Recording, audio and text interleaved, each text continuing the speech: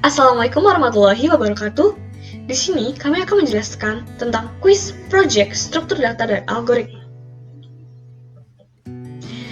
yang beranggotakan saya Zahra Riza Mulyani, NPM 191705128 dari kelas B, Prodi S1 Ilmu Komputer, dan ada teman saya Vini Sylvia, NPM 191705110 dari kelas B, Prodi S1 Ilmu Komputer.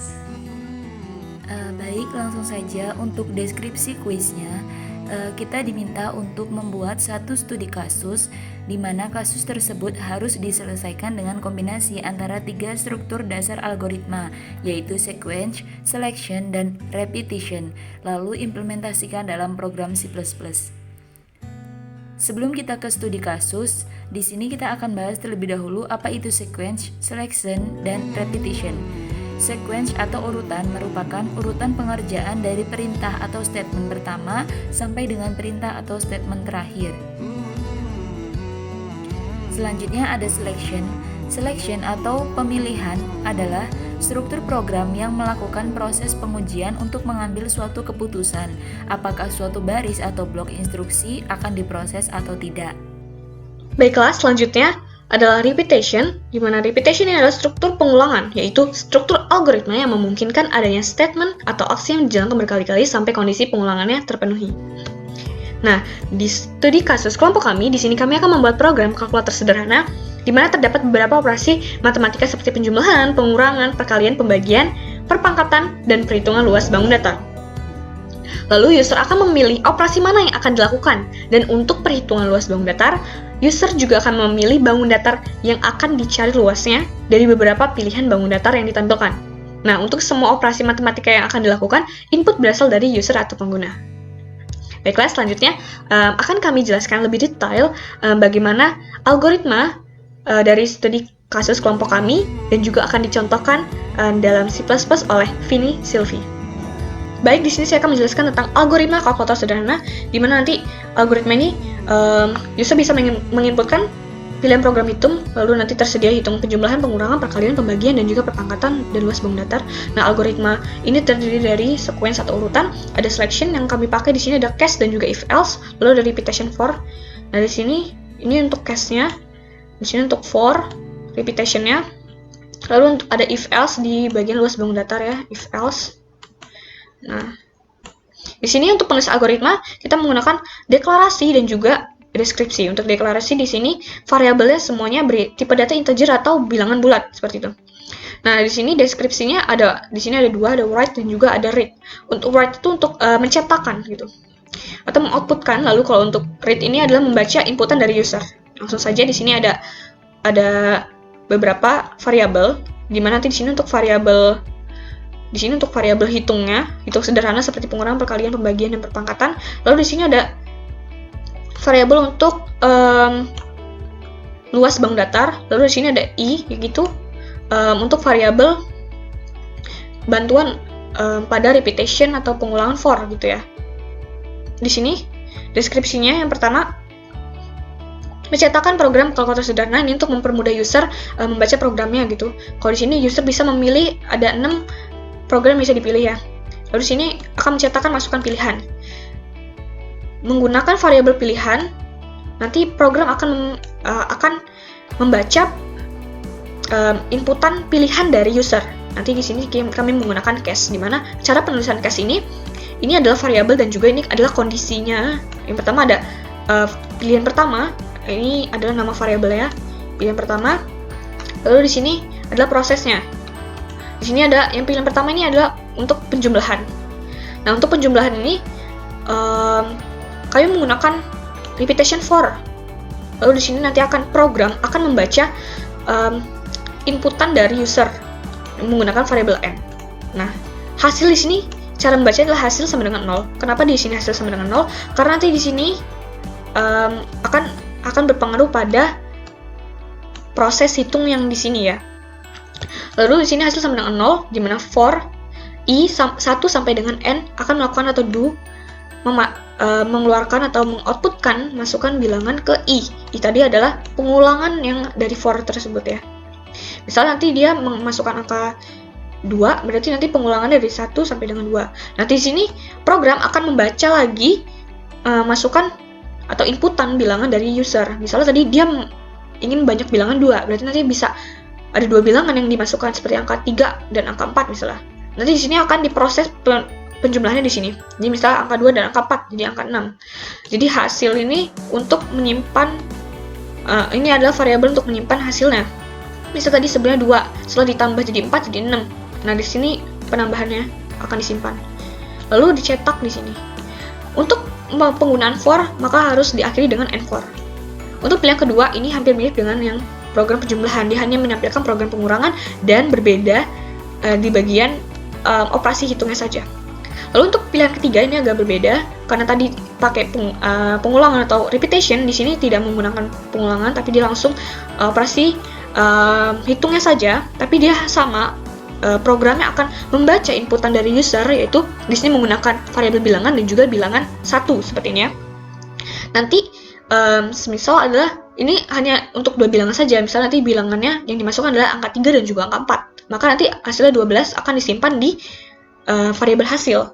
Nah, di sini adalah untuk mencetak hasilnya. Jadi penggunaan write, lalu di sini hasil perkalian, lalu nanti akan mencetak isi dari variabel hasilnya. Tadi kan 12 gitu ya contohnya. Ini ada pilihan keempat. Pilihan keempat itu pembagian, di mana pembagian ini hampir mirip dengan pilihan yang ketiga sebelumnya. Cuma beda di operasi hitungnya saja. Di sini menggunakan tanda bagi seperti itu. Nanti akan dicetak dan juga program akan membaca inputan dari user. Selanjutnya ada pilihan kelima, yaitu perpangkatan. Nah, perpangkatan ini program akan mengeluarkan masukan sebuah bilangan. Lalu nanti user akan menginputkan bilangan dan program akan membaca inputan bilangan tersebut. Lalu nanti di sini nanti dia akan memasukkan sebuah bilangan dan juga akan memasukkan banyak pangkatnya. Misal bilangannya adalah 2. Lalu di sini read n. Di sini untuk pengulangan pangkatnya berarti ya. Read n atau membaca inputan n pangkatnya dari user. Nah, di sini kita menggunakan repetition for. Jadi di sini cara bacanya i, di mana ini dimulai dari angka 1 sampai dengan n. Misal n inputnya adalah 2, berarti sampai pangkat kedua gitu. Akan melakukan bilangan sama dengan bilangan kali bilangan. Tadi kan misal pangkat 2 seperti itu. Lalu hasilnya berarti nanti hasil akhirnya adalah 2. Terus pangkatnya adalah 2, berarti 2 kali 2 adalah 4 seperti itu. Nanti akan disimpan di variabel hasil. Ini ada 2 operasi hitungnya. Gitu ya.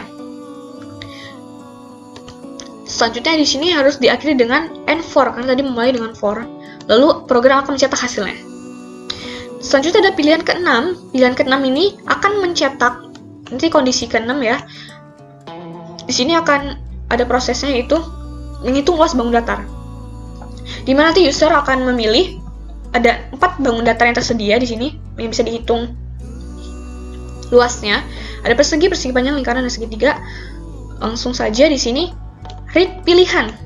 Kenapa di sini menggunakan variabel pilihan? Karena kami di sini akan menampilkan if else. Nah, di sini ada read pilihan di mana nanti user akan memasukkan pilihan dari program mana yang ingin mereka pilih gitu untuk luas bangun datarnya. Setelah itu nanti akan diproses. Sini ada if. Kondisi yang pertama yaitu pilihan sama dengan 1. Dan di sini akan mencetak masukan panjang sisi dan program akan membaca variabel sisi dari inputan user gitu. Di sini ada proses hitungnya untuk sisi untuk luas persegi, maksudnya sisi kali sisi. Nanti akan dicetak langsung di sini. Semisal nanti user ingin pilihan kedua, maka menggunakan else if. Ini ada kondisi yang kedua. Hampir mirip seperti yang sebelumnya, tapi di sini hanya perbedaan dari inputan yang akan dimasukkan oleh user. Di sini ada panjang dan juga lebar, dan berbeda di bagian operasi hitungnya saja. Nah, untuk pilihan ketiga ini untuk yang lingkaran ya. Di sini program akan membaca inputan jari-jari dari user. Nanti di sini lingkaran tinggal dikali 3,14 ya.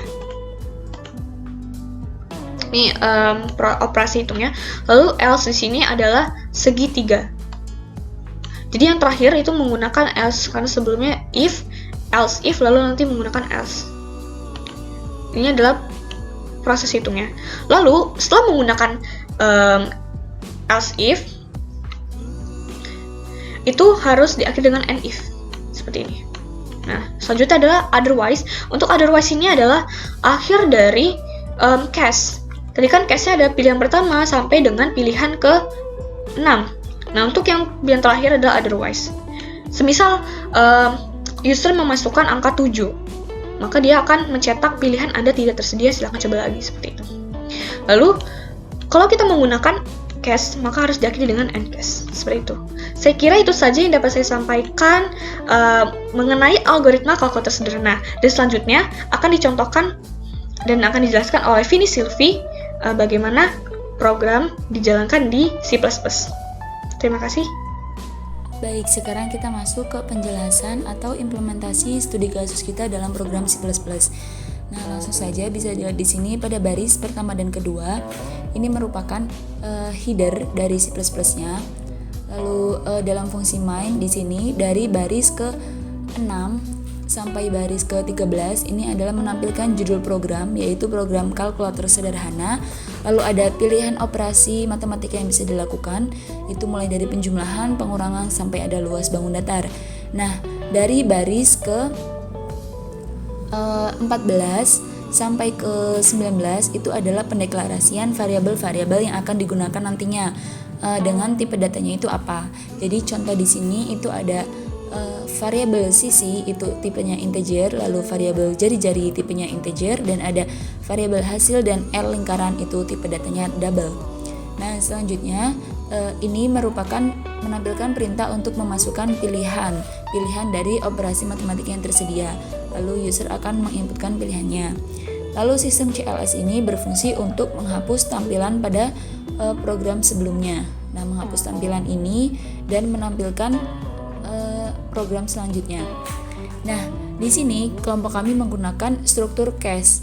Nah, sintaks dari struktur case itu pertama ada switch pilihan yang diinputkan oleh user, lalu ada case. Nah, jumlah case ini sesuai dengan banyaknya pilihan yang tersedia.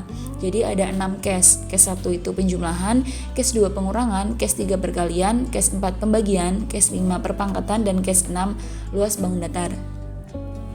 Contoh di case 1. Di case 1 ketika pilihan dia sama dengan 1, maka akan masuk ke case 1.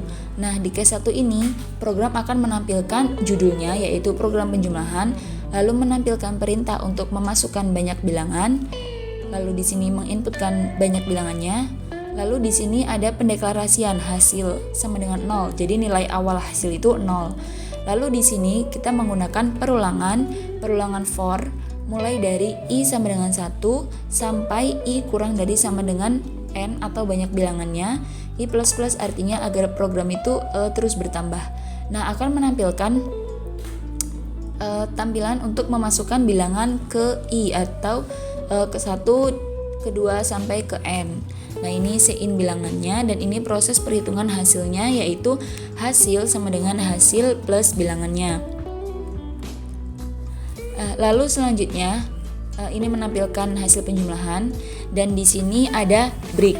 Break itu artinya mengakhiri case 1, artinya ketika user memilih pilihannya itu sama dengan 2, artinya tidak menjalankan case 1. Lalu masuk ke case 2. Case 2 ini adalah program pengurangan, sama seperti case 1 tadi penjelasannya. Kita juga menggunakan perulangan for. Lalu di sini case 3. Case 3 itu program perkalian, itu sama seperti case 1 2 tadi. Begitu juga case 4. Case 4 ini adalah program pembagian. Nah, bisa dilihat di sini itu ada menampilkan judul program, lalu menampilkan untuk menginputkan bilangan, lalu ini ada proses perhitungannya, dan ini menampilkan hasilnya. Lalu case kelima. Case kelima ini adalah case perpangkatan. Sama seperti case-case sebelumnya, di sini kami menggunakan repetition atau perulangan for.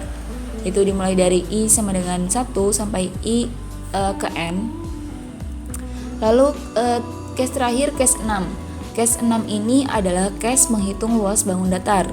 Nah, ketika user menginputkan pilihannya itu 6, maka program yang akan dieksekusi itu ini.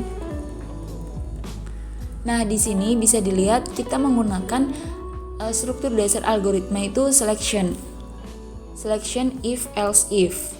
Nah, bisa dilihat di sini di case 6 pertama program akan menampilkan judul program yaitu menghitung luas bangun datar.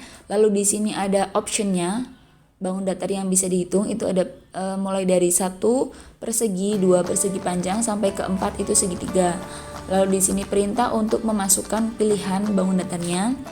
Nah, di sini masuk ke selection atau pemilihan. If pilihan sama dengan 1, itu artinya jika user menginputkan pilihannya itu 1, maka akan dijalankan program ini yaitu perintah untuk memasukkan panjang sisi, lalu perhitungan luas persegi, itu sisi dikali sisi dan menampilkan luas persegi itu sendiri. Nah, else if itu artinya jika bukan 1 dan jika pilihannya itu sama dengan 2, maka program yang akan dieksekusi itu ini mulai dari baris 123 sampai baris 145. Itu menampilkan perintah untuk menginputkan panjang, menginputkan lebar, dan menampilkan hasil dari perhitungan luas persegi panjang. Lalu else if lagi. Else if artinya jika bukan 1, bukan 2, dan jika pilihannya itu 3, maka akan menampilkan untuk menginputkan jari-jari dan menampilkan hasil perhitungan dari luas lingkaran. Nah, else ini artinya jika pilihannya bukan 1, bukan 2, dan bukan 3, artinya pilihannya itu 4, otomatis maka akan menampilkan untuk memasukkan alas, memasukkan tinggi, perhitungan luas segitiga, dan ini ada menampilkan luas segitiga hasil perhitungannya tadi. Lalu default ini maksudnya ketika user menginputkan pilihannya itu yang tidak tersedia. Jadi misalkan ada 6 case tuh dan user menginputkannya nomor 7, berarti tidak menjalankan case 1, case 2 ataupun sampai case 6. Artinya dia masuk ke default. Nah, akan menampilkan pesan pilihan Anda tidak tersedia, silakan coba lagi. Selanjutnya kita akan running programnya. Nah, di sini bisa dilihat ini ada judulnya. Lalu misal kita masukkan nomor 1 untuk penjumlahan dan akan tampil seperti ini, program penjumlahan. Nah, masukkan banyak bilangan, misal 2. Nah, itu 5, 6 misal. Lalu akan tampil hasil penjumlahannya. Nah, lalu kita coba lagi. Kita misal masukkan pilihan 6, artinya dia akan masuk ke case 6. Switch pilihannya itu 6 dan akan masuk ke case 6. Akan muncul seperti ini. Lalu ini adalah pilihan bangun datarnya. Misal kita masukkan ke 1 itu persegi. Nah, ini akan muncul ini di if pilihan sama dengan 1 ya yang dieksekusi. Lalu masukkan sisi misalnya 50 dan menampilkan luas persegi itu 2500. Dan selanjutnya kita akan coba lagi ketika kita menginputkan pilihan yang tidak ada di sini atau dia akan masuk ke default. Misal kita masukkan 7. Nah, akan muncul pesan pilihan Anda tidak tersedia, silakan coba lagi. Nah, itu adalah program yang dieksekusi itu di defaultnya ini. Nah, itulah tadi penjelasan dari kasus kami dalam program C++. Semoga dapat dimengerti dan dapat dipahami. Baiklah, sekian penjelasan kuis project dari kelompok kami. Terima kasih. Kami akhiri. Wassalamualaikum warahmatullahi wabarakatuh.